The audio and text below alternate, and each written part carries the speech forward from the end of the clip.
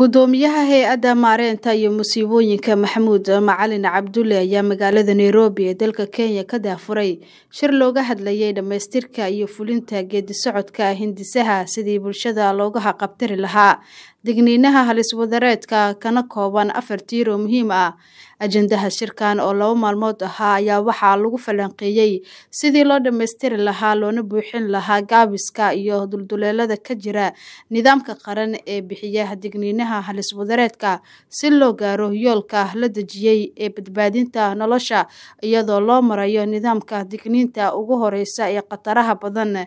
ee leh Soomaaliya kaasi oo hay'adda sodmaha dawladda Soomaaliya mas'uul ugu tahay taabagelinta geedi socodka iyo dhamaystirka hindisahani.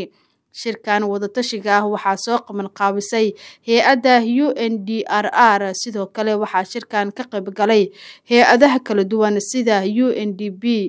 UNDRR, FAO, WMO,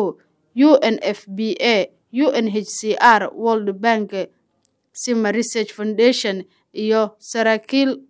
ka kala socday wasaaradaha iyo hay'adaha kala duwan ee dawladda federaalka ee Soomaaliya.